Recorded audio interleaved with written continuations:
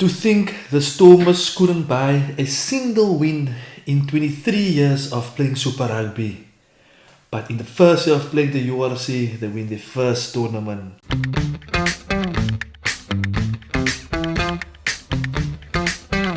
Wow, so guys, I'm still feeling a buzz for the victory for the Stormers in winning their first ever trophy. I still can't believe that the Stormers tonight won their first ever trophy of being a franchise. I'm absolutely stoked for the Stormers, for the players, for the coach, and for us as fans. Okay, I also want to congratulate the Bulls on reaching the final. I think what the Bulls accomplished last week by beating Leinster in Dublin was phenomenal. And I think that most of the Bull supporters, the majority of the Bull supporters that I know, they felt that they will just arrive and they will win the Stormers on at DHL Stadium in Cape Town. But oh boy, I must say that the first half was a bit of a worry. As a Stormer supporter, it was a bit of a worry. I think the Bulls, they came with a plan. They came with a plan to pin the Stormers in their half. We all knew from the start that the Bulls, their lineup will be very strong, and the driving balls from the lineup will be very strong. And lo and behold, the first attacking opportunity the Bulls got was for a line out, driving ball, and they managed to score the first try of the game to make it 7-0.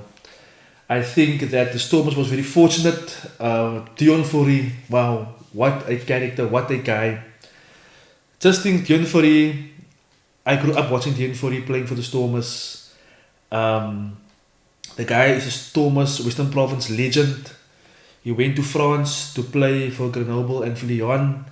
He comes back in his mid-30s, playing an absolute storm of a season for the Stormers and being selected for the Springboks training squad for the upcoming international season. I think it's absolutely brilliant, and again, I think that he saved the Stormers' bacon in that first half.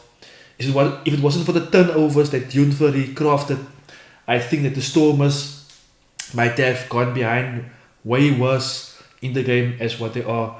And going into halftime, trailing the Bulls 3-7, or 3 for the Stormers, 7 to the Bulls. I think that the Stormers was very fortunate to be trailing the Bulls only by those 4 points. But I think that the Stormers, they were their own worst enemy.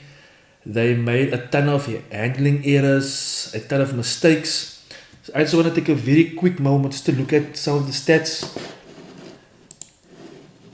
So obviously, as we know that the Bulls, they dominated the first half. I think the Stormers had about 30% of possession and territory. And as we see, as at the end of the game, the Stormers ended up having 55% of possession, the Bulls 45%. The Stormers, they ended up having 54% of the territory, while the Bulls 43%. I think that the turnovers, the 7 turnovers that the Stormers won, that basically kept them in the game and that turned the game in their favor. But I think most of all, what turned the game in the Stormers' favor was the fact that in the second half, they went back to the style of play that brought them thus far. I think in the first half, they were trying to be conservative. As we know that the Bulls, they came with a conservative game plan. The Bulls were playing for possession. They were depending on their line out. They were depending on the driving ball. Initially it worked, but I think once the game opened up, the Stormers, they came with what they call the chaos philosophy, where the ball is loose, where the Stormers, I felt that the Stormers, they were more better in defense, because you could feel that at any moment in time, the Stormers, they could get a turnover. Someone like Dion Fourie can poach a ball, and they would then just win the penalty. Or even they could maybe transition, and then from defense transition into attack, and that is where the Stormers are very dangerous. And I felt that the Stormers were comfortable in that role in the second half. But I think that the way the guys played, the Stormers, they They went back to their DNA. They attacked the Bulls more, and I think that turned the game in the Stormers' favor. I must mention a few guys in the Stormers team that shone for me. Damon Willemse, wow, what a player! That guy, he bleeds blue and white.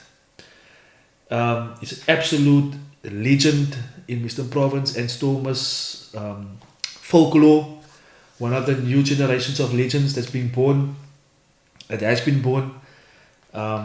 Not to mention Evan Roos, excellent player. We all know Evan Roos' story. One of the top prospects that's going to come through into the international scene quite soon, I believe. Dion Fourie, wow, excellent guy. I mentioned him previously, but I think he was brilliant in the game. I think that the fact that Leon Zas was injured, Cecil Peterson came in, and I think that Cecil Peterson held his own during this game. I think also the fact that both teams they kicked a lot in this game. I thought that we all knew it's a final, and guys they will play for territory. They will try to not play their own half.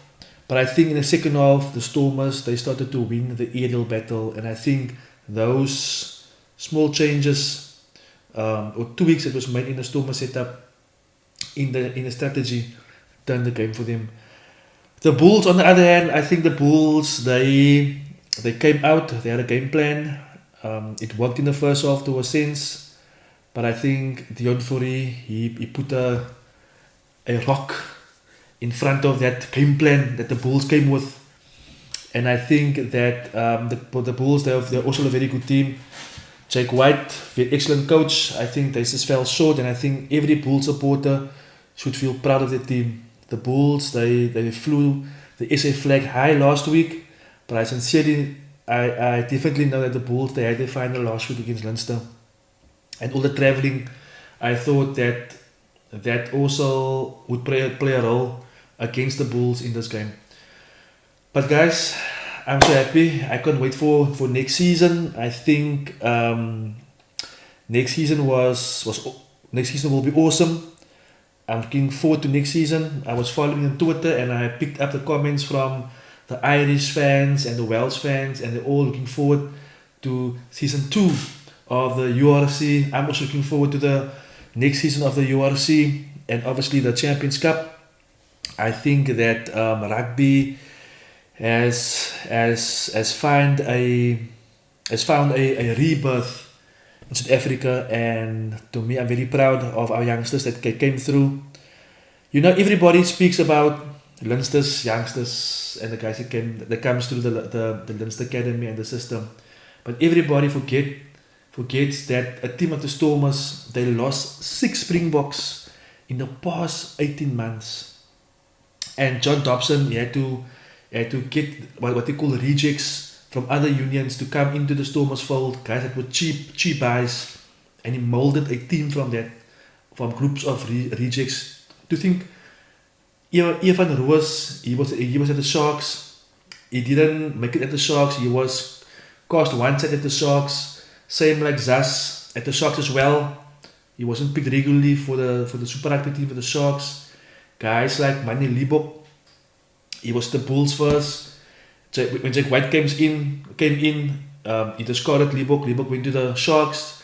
He didn't find a spot in the Sharks team. He was played at fullback where he doesn't feel at home, I think. And Dobson brought him in, and the guys, I think his career has changed going forward from this point. So I think that Springbok rugby, South African rugby, is in a very healthy state. And I'm very super proud of our players. I'm super proud of all 4 teams that participated in the URC in this tournament. And I think that next season will be a blinder. And yeah, guys, so what do you guys think? Did you enjoy the game? I know it wasn't the best game in the world, but it was definitely exciting to watch. It was physical, it was tense.